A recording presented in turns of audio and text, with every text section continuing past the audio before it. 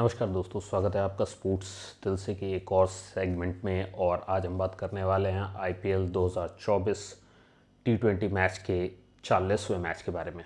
तो ये मैच जो खेला गया वो खेला गया दिल्ली कैपिटल्स और गुजरात टाइटंस के बीच में, जहां पर हम सभी को पता है कि दोनों के लिए मैचेस अब कितने ज़रूरी हैं।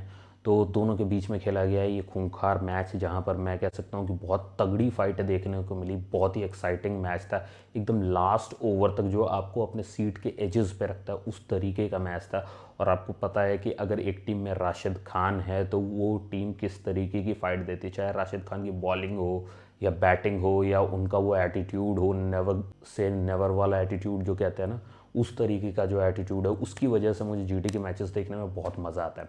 तो अगर हम बात करें तो इसमें जब मैच शुरू हुआ तो दिल्ली कैपिटल्स के जब ओपनर्स आए बैटिंग पे तो ऐसा कुछ इंप्रेसिव नहीं लग रहे थे। लेकिन अभी जस्ट कुछ ही दिन पहले, शायद लास्ट संडे को ही हम लोग बात कर रहे थे, तो हम यही सोच रहे थे कि अक्षर पटेल को जब आपसे आपने करवानी खाली बॉलिंग है तो फिर उन्हें क्यों आप एज ऑलराउंडर काउंट करते हो। लेकिन इस मैच में वही चेंज हो गया, उन्हें इस बार बैटिंग पे उतार दिया। और सच में बैटिंग पे उतारो तो अब जा करके पता चला कि हाँ, उनके पास वो स्किल है। पता नहीं अब तक दिल्ली कैपिटल्स उन्हें इतना छिपा के क्यों रखे हुए थे।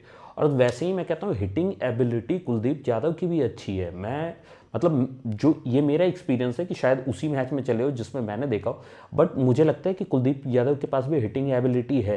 तो ऐसे प्लेयर्स को बचा करके क्या फ़ायदा। मैं कहता हूँ कि उन्हें थोड़ा चांस दो, वो शायद बेटर कर पाएँ। और आपके जो बैट्समैन वो तो कहीं भी हिट कर ही सकते हैं। तो वही हुआ इसमें। अक्षर पटेल ने बड़े अच्छे रन बनाए इसमें। अक्षर पटेल ने इसमें 66 रन बनाए 43 बॉलों में सिर्फ। और ऋषभ पंत ने नॉट आउट 88 बनाए हैं 43 बॉल में। और उससे भी मज़ेदार बात ये थी कि लास्ट में है स्टब्स और उन्होंने सिर्फ 7 बॉल में 26 रन मार दिए। अब इसे ही कहते हैं टीम एफर्ट। जहां ओपनर्स नहीं चले वहां बाकी सब प्लेयर्स ने इस तरीके से कंट्रीब्यूट किया है कि इतना स्कोर हो गया। 224 का जो टोटल इन्होंने साथ में पूरी टीम ने मिलकर बनाया, उसकी वजह से ये मैच बना है ऐसा जिसमें आप एजेस पे रह करके देख सकते हो।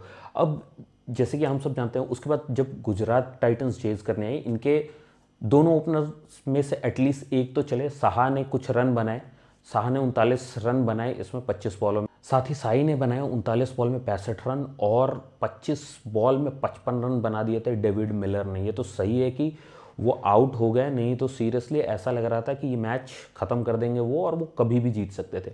लेकिन इतने के बाद भी मैच ख़त्म नहीं हुआ। वहाँ पर अभी और भी प्लेयर बाकी थे, खास करके जैसे मैंने बात की राशिद खान की। जिस तरीके का उनका एटीट्यूड है और जिस तरीके से वो खेलते हैं ना गेम में, मतलब आपको मतलब अगर आपकी टीम में राशिद खान है ना, तो आप ये यकीन नहीं कर सकते हो कि आप कभी भी मैच में, जब तक अब अभी अगर पॉसिबिलिटी है तो आप हमेशा उनसे उम्मीद कर सकते हो कि वो आपको मैच जिता के देंगे। तो वही चीज़ हो भी रही थी वहाँ पर। मतलब जहाँ ज़रूरत थी वहाँ रन लग रहे थे, और ऐसे करते करते मतलब लास्ट ओवर तक गेम चला गया, जहाँ पर इन्हें चाहिए थे 18 रन। अब वहाँ स्टार्टिंग के 2 बॉलों में 2 चौके आ गए, फिर 2 डॉट आ गई, फिर एक छक्का आ गया, और उसके बाद लास्ट बॉल तक मैच गया है कि लास्ट बॉल पे इन्हें 4 रन चाहिए थे। और उसके लिए इन्होंने मतलब उस बॉल पे इन्होंने हिट तो किया, अपनी तरफ से पूरी जान लगा दी, लेकिन वो बॉल बाउंड्री तक नहीं पहुंची। और उन्हें पता था कि दौड़ने का कोई मतलब नहीं, आप 4 रन नहीं दौड़ सकते हो और विकेट ही गिरना है। तो वो भी ज़्यादा दौड़े। उसके बाद लास्ट बॉल के बाद कोई एफर्ट नहीं डाला। जाहिर सी बात है, अंडरस्टैंडेबल था कि यार अब यहाँ से एफर्ट डाल के फ़ायदा नहीं। लेकिन इतना क्लोज मैच ले जाना, मतलब आप ये समझ सकते हो कि एक जो होता है ना नेवर से डाई एटीट्यूड, की आप नहीं, जब तक जान है तब तक जान है, जब तक लास्ट तब तक लड़ेंगे, जीत के दिखाएंगे ये मैच, या अपनी टीम के लिए जीत के दिखाना ये मैच। तो राशिद खान को मैं कहता हूँ कोई भी टीम कैसे लूज़ कर सकती है। मतलब जिनके भी पास थे ये, पहले उन्हें छोड़ना नहीं चाहिए था। लेकिन अब किस्मत अच्छी थी जीटी की कि उनके पास ऐसा ऐसा एक ऑलराउंडर प्लेयर है जिसके अंदर इतनी एफर्ट डालने की हिम्मत है। और अगर उस हिसाब से आप देखो तो जीटी मतलब एक होता है ना कि जैसे मैं कुछ टाइम पहले कह रहा था कि पंजाब बड़ी अनलक्की रही है, तो इस मैच में ना मतलब आप ये नहीं, आप कह सकते हो कि क्रिकेट की जीत हुई है कि दोनों टीमें उस तरीके से खेली हैं कि दोनों ने अपने अपने पोटेंशियल पूरी तरीके से यूज़ कर लिए, और उसके हिसाब से जो जीती वो जीती, जो हारी वो हारी।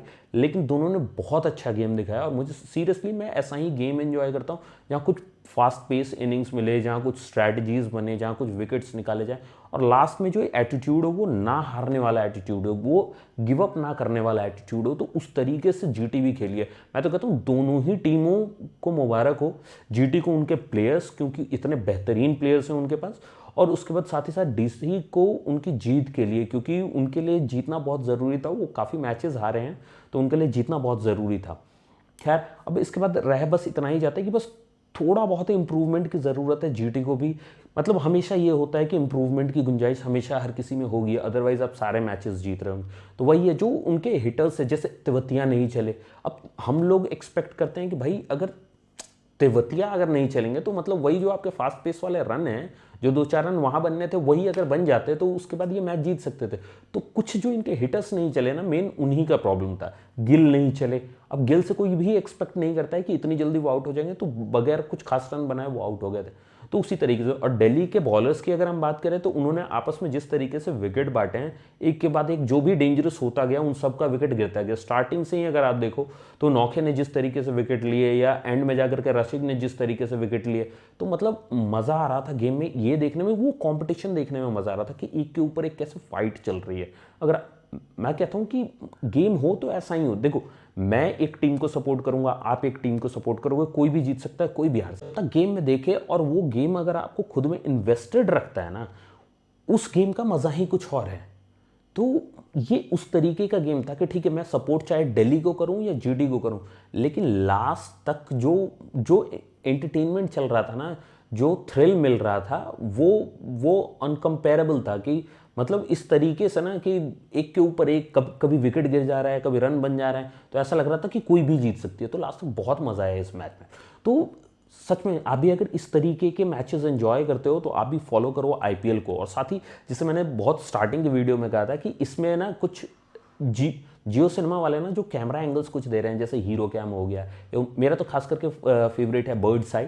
तो मैं बर्ड्स आई में देखता हूँ, उसमें ना बड़ा रियलिस्टिक टाइप का, जैसे आप स्टेडियम में बैठ के देख रहे हो उस टाइप का व्यू मिलता है। ऊपर से आपको टीवी का फायदा भी मिलता है कि कहीं जूम इन जूम आउट होता रहता है, तो उससे पता चल जाता है कि कैच कितनी दूर गिरा है, कितना रियलिस्टिक था, उसके लिए डाइव करना या नहीं करना। तो मुझे उसमें बहुत मज़ा आता है। तो भाई अगर आप भी एंजॉय कर रहे हो जियो सिनेमा पे इसे, तो मैं कहता हूँ आईपीएल को फॉलो करते रहो, साथ ही सब्सक्राइब करो मेरे चैनल को। ये रिव्यू अगर पसंद आया हो तो लाइक करो इस वीडियो को, और साथ ही शेयर करो उन लोगों के साथ जिन्हें नहीं पता है कि इस मैच में क्या हुआ, और अगर वो जानना चाहते हैं, अगर उन्हें पता नहीं है, तो शायद ये रिव्यू देखने के बाद वो हाइलाइट्स देखने ज़रूर जाएंगे। तो मैं कहता हूँ कि उन तक शेयर करके पहुँचाओ इस वीडियो को। और अगर आपने यहाँ तक वीडियो देखा है तो थैंक यू, बाय बाय।